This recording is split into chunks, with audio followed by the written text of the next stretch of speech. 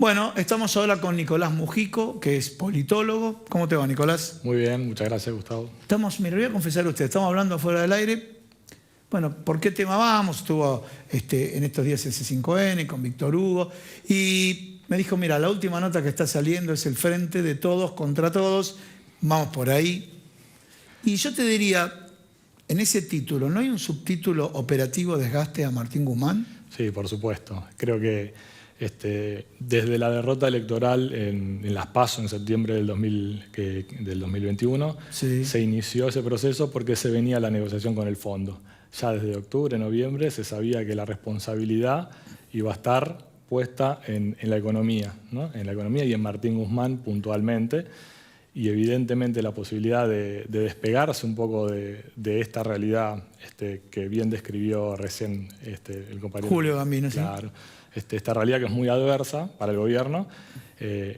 Los focos van a estar puestos siempre en Martín Guzmán y teniendo en cuenta que las revisiones son cada 3 meses, siempre va a haber oportunidad para desgastarlo y para criticarlo, y más en un escenario de alta inflación como... Siempre la molestia de las visitas o la injerencia del Fondo Monetario Internacional es tal cual. Ahora, cuando se ganaron las elecciones se sabía que la deuda con el fondo existía, que había que llegar a algún tipo de acuerdo, que declarar el default era lo peor y vimos el comportamiento de los mercados. O sea, ahora no quiero decir tranquilidad, pero sí podemos decir o tranquilidad o durmiendo la siesta, pero los mercados no tienen esta volatilidad que tenían antes cuando no había guerra, ¿no? Primer punto, no había guerra y el acuerdo con el fondo corría cierto peligro. Ahora, en este contexto, cuando vemos distintas políticas, vemos, por ejemplo, a Roberto Feletti, que dice, y la cosa se puede poner fea si con esta política económica, e integra el equipo.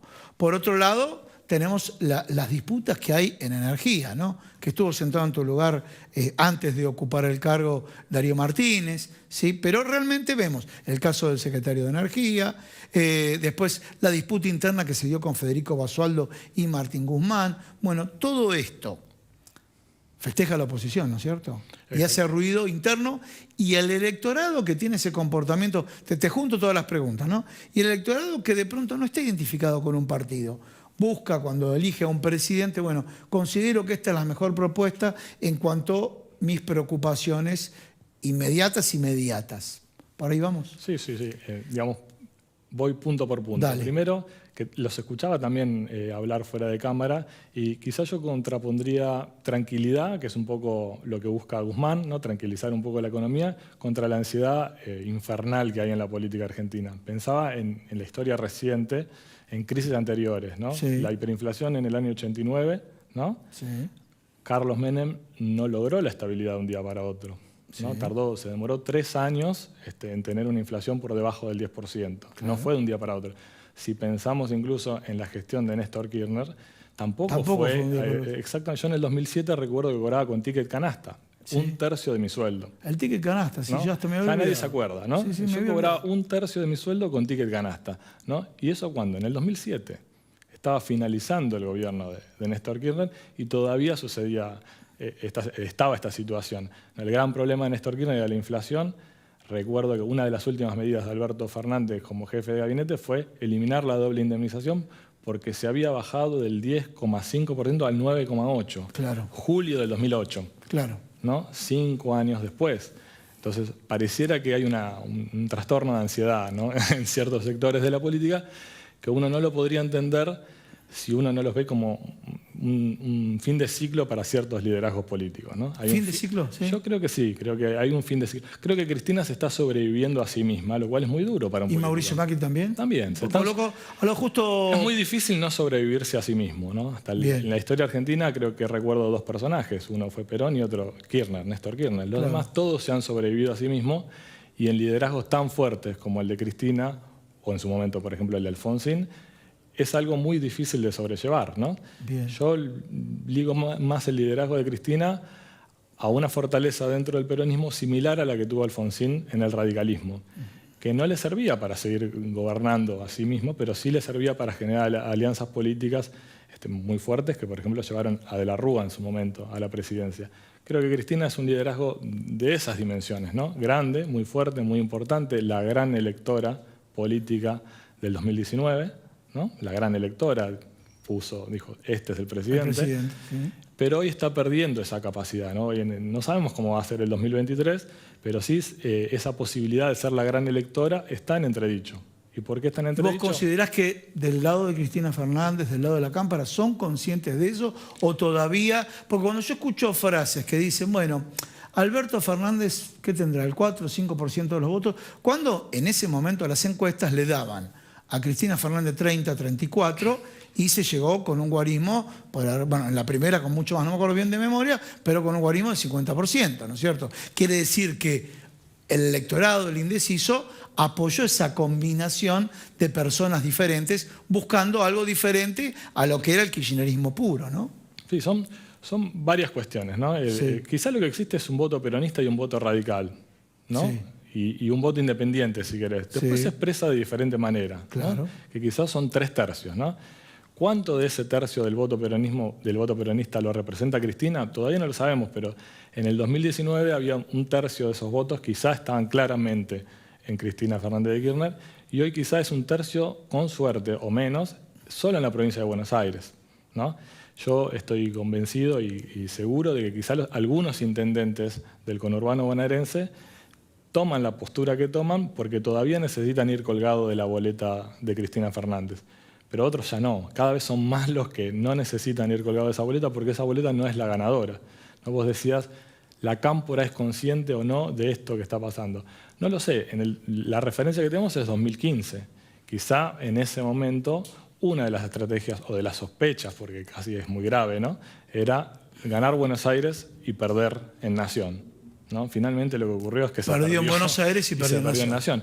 A mí me resulta, teniendo en cuenta que alcanza con ganar un solo voto, me resulta reeditar esa estrategia por lo menos arriesgado. Muy arriesgado. Muy arriesgado, sí. Ahora está bien, estamos hablando de quién gobierna, porque siempre es fácil mirar quién gobierna, visualizar los errores.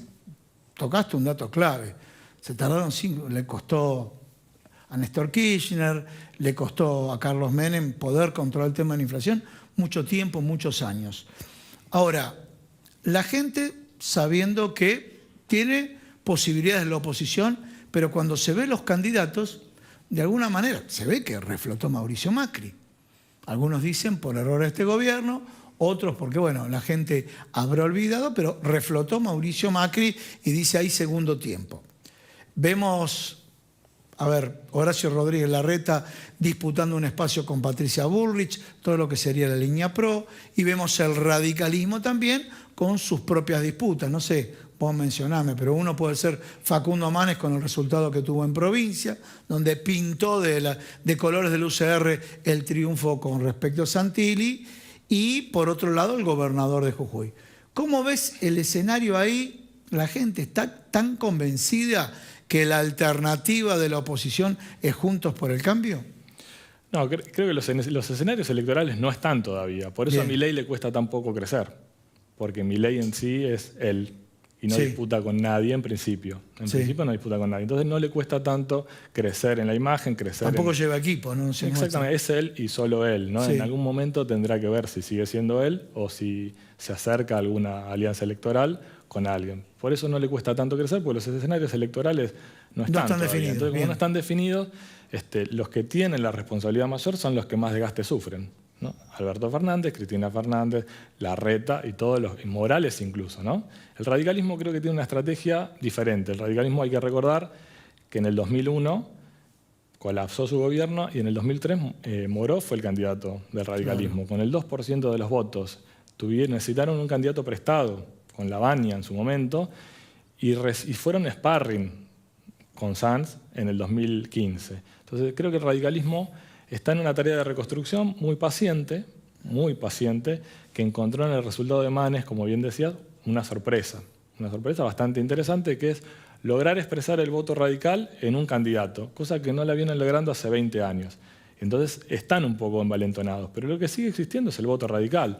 Después se expresan diferentes ARI, Coalición Cívica, son todos remedios de distinto laboratorio, pero el fabricante es más o menos el mismo, ¿no? Y eso sigue existiendo y eso perdura todavía y hay que ver cómo se expresa. Hay que ver cuáles son las intenciones, si es una herramienta de negociación del radicalismo o no, ¿no? Y después están los viejos, los conocidos de siempre, ¿no? En Macri creo que cualquier liderazgo que surja es un problema, como lo es para Cristina en el peronismo, ¿no? Siempre hay una búsqueda de polarizar para obturar cualquier liderazgo que pueda llegar a surgir. Y ahí el problema parece tenerlo Larreta, ¿no? Que no encuentra ni el discurso, ¿no? Seguro. Nicolás, vos sabés que la tele nos mata con los tiempos, ¿no? Sí, me gustó, te convoco para otro programa y seguimos hablando de los distintos jugadores. Tablero de ajedrez, y cierro con esta frase, escenarios políticos que todavía no están configurados, que vos lo ratificaste. Exactamente.